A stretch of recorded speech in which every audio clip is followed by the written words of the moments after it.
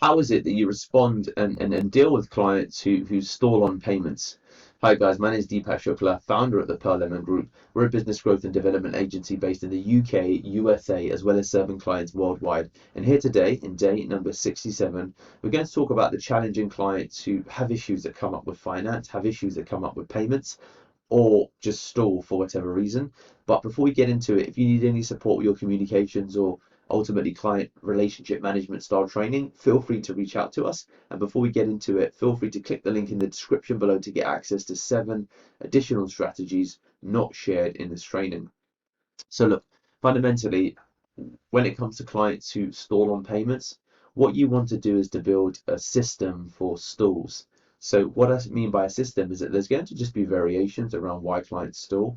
There could be legitimate stalls, there could be suspicious stalls, and there could be really just legitimate, suspicious, and downright negative stalls. Okay, so inherently the word stall means people are delaying perhaps purposefully, and that could be for the awaiting a good result. But there's a couple of things that you should really think about.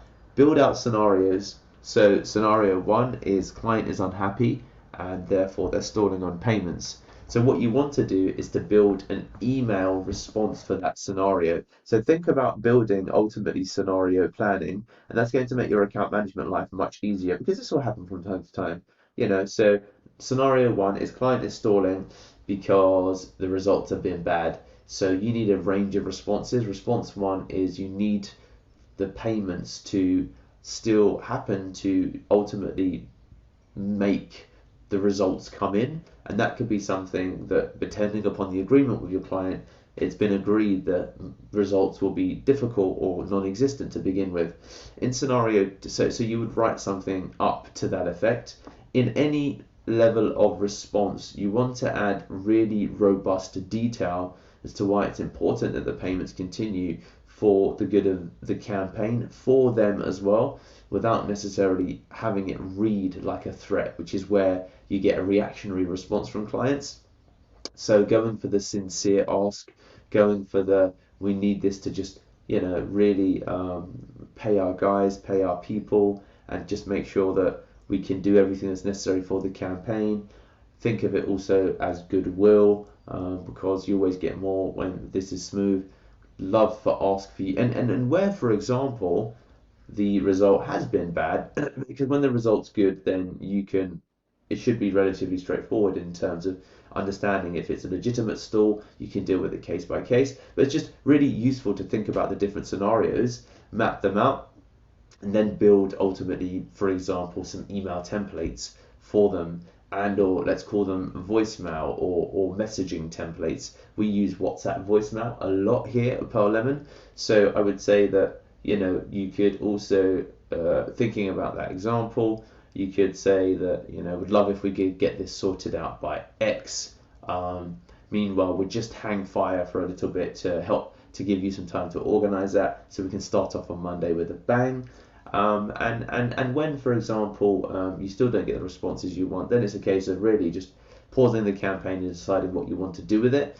But yeah, there's different layers that you can work with. So you could directly, as the account manager, ask if you've got a finance team, depending upon how the relationship has been set up. You could have finance ask, and then finance can build all of these templates based upon different scenarios. So if they're stalling for legitimate reasons, you might have a rationale for these are the extensions we can allow for legitimate reasons. These are and having ultimately a framework for how long you can extend by and what that means for payment, and then also, for example, terms around slightly reducing payment in parts.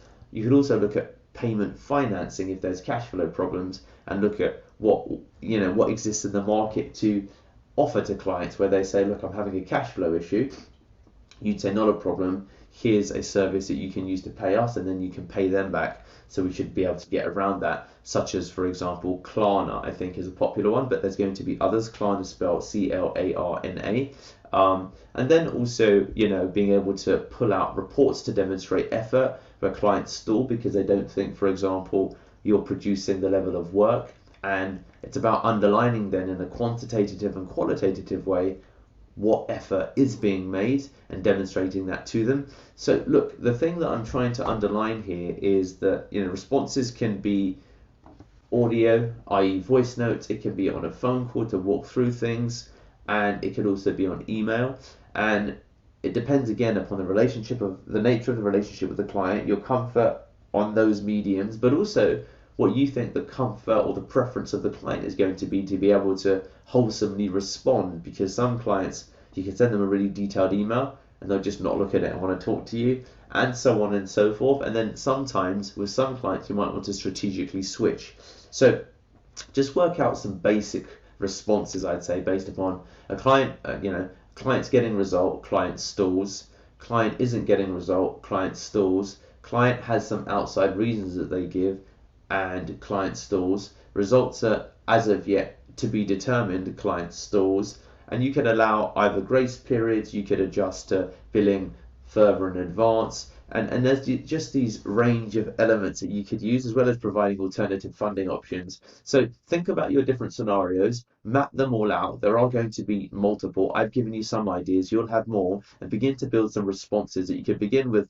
For example, what we do at Pearl Lemon, I'm going to say that actually, Lydia, if you do watch this, organize this with Eon, generate a bunch of voice notes, involve others where you want to, and then we can begin to create some literature around it. So creating a framework for this is really going to help you to have at least a reference or a recourse for when across the board, your account management team have challenges with clients and payments. So there you have it, guys.